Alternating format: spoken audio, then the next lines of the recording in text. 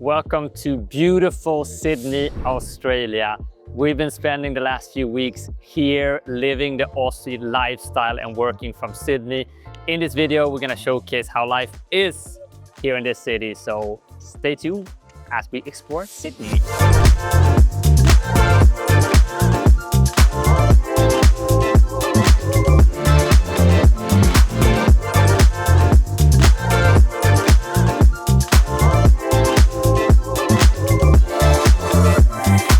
Starting off here in Bondi Beach, which is absolutely lovely. And of course, we had to stay here first time in Sydney.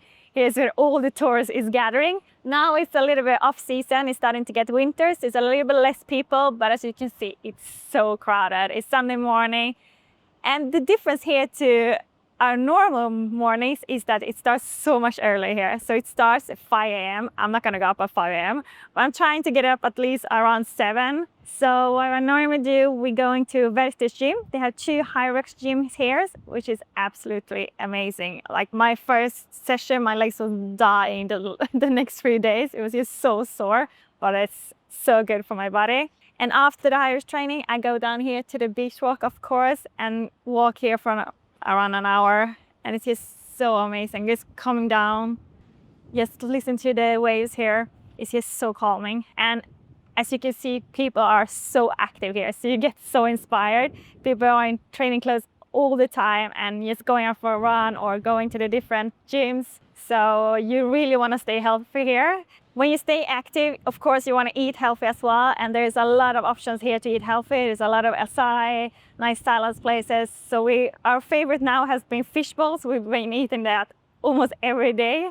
And it's so, so good. So after a couple of weeks in China, Vietnam, and Korea, you want to be healthy because I've been eating a lot of sugar there. So it feels so nice to be back on the routine, eat healthy and train a lot. And in the afternoon, I normally also go to the Pilates reformer to just stretch out the body. So I absolutely love the life here. We were discussing famous city landmarks, and London has Big Ben, Paris has the Eiffel Tower, Dubai has the Burj Khalifa, Sydney has the Opera House, and it's so cool to be standing outside it now. I've been seeing it on television for my whole life, and it really lives up to the hype, I must say, because every single angle when you walk around it, it looks different, and you get more and more impressed about the architect behind it. And what was really cool was actually to see it from the water. So we took the ferry now from Manly because we did the Spit to Manly hike earlier today, which we can highly recommend if you want to be a little bit active. You end up in this little suburb called Manly, which is beautiful by the water, and you can have a great day there with, have an ice cream, have a brunch or whatever. And right behind me here, you find the famous Harbour Bridge. But if we continue in this 360 tour, you then get the Sydney downtown skyline of the CBD. And you can actually see one of my old employers, Salesforce, their tower is one of the tallest ones, which is super cool. And we really like this about the city. It's like you get that big city vibe, but it's so easy to get out into nature very close by like we did earlier today. So we're just starting the famous Bondi to Bronte walk here, and we're not alone here. There's so many people because the weather is amazing. And up here you can see these nice views of the beach where the surfers are just enjoying life down on the waves. I think the waves are a little bit too difficult for us probably. And both Malin and myself were afraid of sharks. We heard about the stories here with the attack. So we probably save our surfing for some other place. But if there's this many people now we're in May, I can't really imagine in the summer. It must be insane amounts of people. And Bondi is Bondi for a reason and iconic for a reason. This beach is, you never get tired of it. It's just perfect, honestly. So, but let's continue to walk and head over to Bronte and the other beaches. I saw something really interesting on Instagram. I saw this 2-bedroom, 2-floor apartment for sale for around 10 to 12 million out there, which is around $7 million US. It's quite a lot because the apartment wasn't that big, but of course you pay for the view. So if you want to live just next to Bondi Beach and have this view, you can get it on the market. And this is the view. Isn't it absolutely amazing?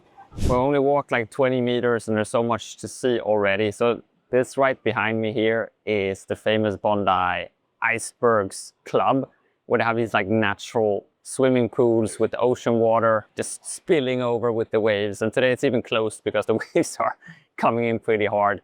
This is really cool, and they have loads of these natural kind of pools all around the coast here in Sydney and Australia in general. It's really, really cool, and you can see how inviting it looks. I think it costs about 10 Australian dollars to actually swim there, so it's very, very affordable as well. But there are some other ones that we will see later here on the beach walk. Now you can see the whole coast walk here. So closer to me, you can't really see the beach there. That's Tamara Beach. It's hard to say. And then the beach that you can see a little bit further away is Bondi Beach. And then if you continue, you can go even further to Coogee Beach, and that's behind the cliff over there. So you can just walk for so long. Coogee Beach, which is more local, right? Yeah, exactly. We heard there's a lot of Irish people there, so we have to check it out.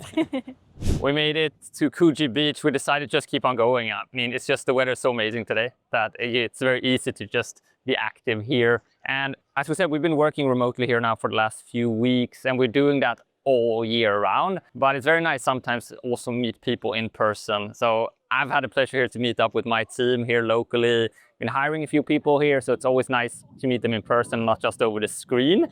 And also been at some events, meeting clients and stuff like that. So it's really cool to actually meet people here in Australia and get to feel how everyday life is. And as we're kind of moving around from the apartment we had to also I've been doing some co-working at like the WeWork and so on. In between these places, you always want to stay connected. And that's why we're so happy we partnered with Holofly, which enables us to be connected in every country all over the world.